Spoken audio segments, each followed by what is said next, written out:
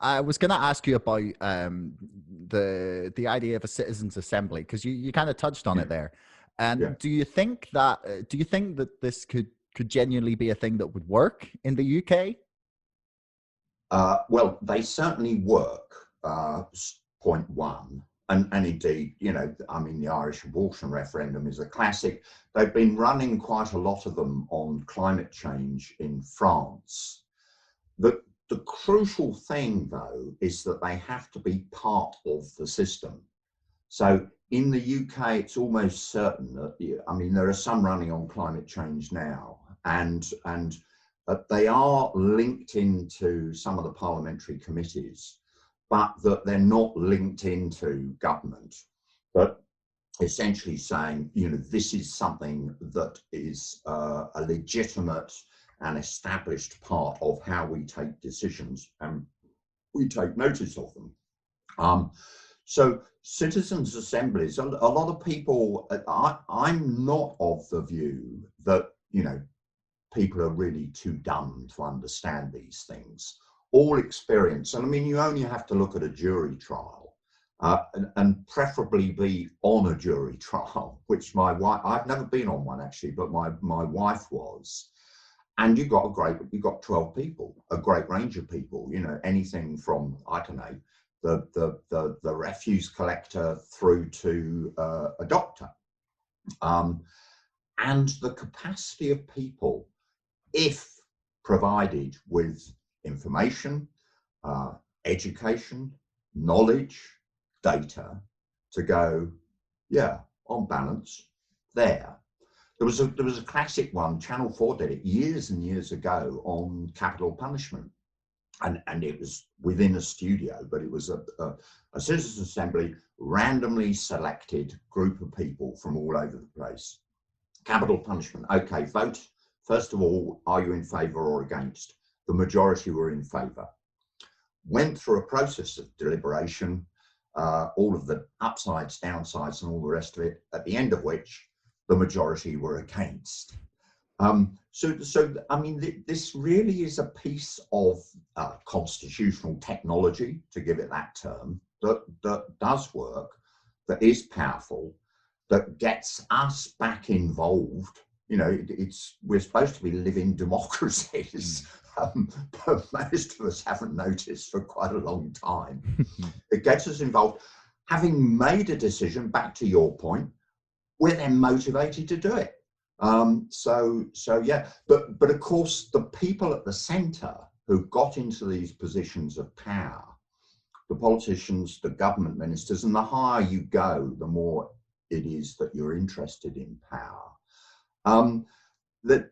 That's their principal motivation. And if you get there, and then you say, oh, by the way, I'd like a bit of that power over here with people, and you're sort of not going to have an awful lot of involvement. You're going to do what it says. This is not popular. So again, it comes back to having a rule book that says, bad luck, politicians. I'm not here for your egos or your power needs. You're here to operate a system that's going to work for us all. I mean, I guess there's people I don't know about made fun of, but definitely disparaged that phrase "take back control" that was put forward in the Brexit debate. And I honestly don't think that there is a more important phrase in British politics that really defines like the issue that we have, because I feel like, I mean, this is one of the points I make in my book, which you can pre-order in the link below, anyone that wants to. I will. What's it called, John? It's called Brexit, the Establishment Civil War. Brilliant. And one of the things I kind of looked at in it was the fact that like the everyone just assumed that like the Brexiteers were just racists and they hated the EU and they were really mad about something. And they were mad about immigrants or I don't think people took a long time to really understand it. And I still think people haven't. But like one of the things that I really came across was there was a guy who's, what was his name? David Sumpter. And he wrote this great book called Somewheres or Somewheres versus Anywheres, or the road to somewhere. That's what it was. And he was talking about the sense of like dislocation from the modern world, from democracy, from like the way the country used to run, that a lot of older people have felt like disappearing. Like they literally have felt like the control of their lives in every aspect, from like what the government is saying to like what you can say online, to the sort of rise of unaccountable power in terms of big corporations lobbying for policy, and politicians lapping up their money and their legislation that they write for them and then give to them. And that like people, as you say, understand that, okay, maybe they don't get the specifics and the exact reasons for having that feeling, but people are incredibly intelligent at understanding when something isn't right. And I also think that people don't get enough credit. Like the most popular show in the world for I don't know how many years there was Game of Thrones, and it is not an easy story to follow. That is not a simple like 30-minute sitcom. Like you're talking about huge, expansive storylines with 20 different like main characters and intertwining things, and people were in love with this show. Like I don't think that's a coincidence. No, I mean, I think you're totally spot on there. I mean, the thing with Brexit and Trump that struck me so hard was that, well, you know, why would people do this? You know, even in the last election, I mean, 70 million people voted for Trump. 73 million. 73 million, sorry.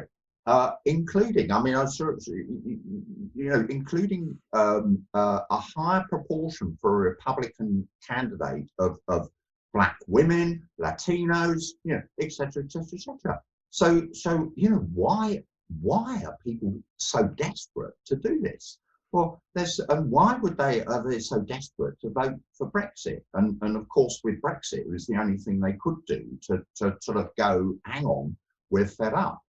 And it's not difficult once you get into the economics and the impact of neoliberalism to see the way in which inequality has been driven, and the classic stuff about the left behind, which Mark Blythe, have you? I don't know whether you follow him anyway.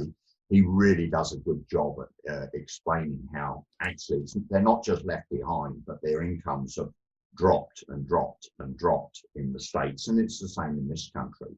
And people are going, what the hell we do? And of course the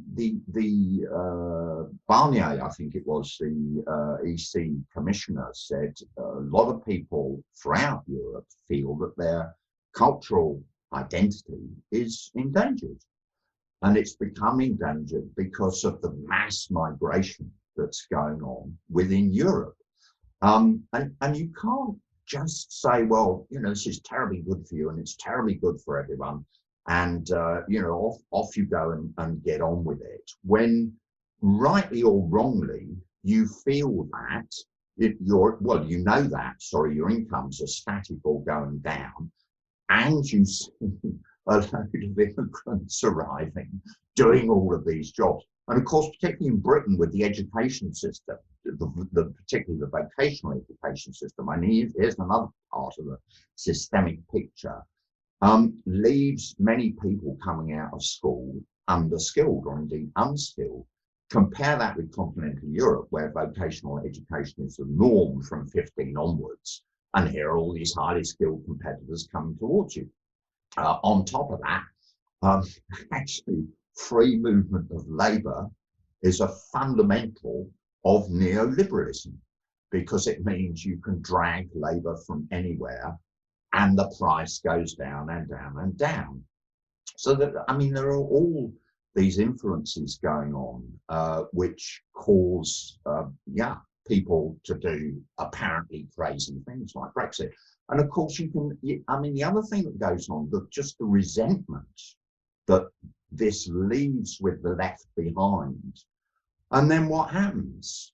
You know, you start othering, and it you know, it doesn't really matter who the other is, but you know, some of it comes out in out and out racism, or incipient racism.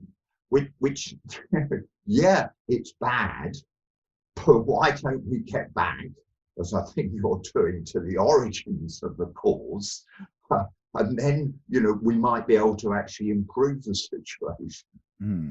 I mean, it was like you're so right. You can't just tell people, oh, you should be happy with the world. Everything's fine. Just accept that we think it's fine, and you should just vote how we want, and that's how it should be. Thanks so much for listening. If you haven't already and you enjoyed this episode, please subscribe to this podcast and to our mailing list. And don't forget, my book, Brexit, The Establishment Civil War, is now available for pre-order on Amazon. You'll find the link in the description below. Until next time, thanks so much for listening.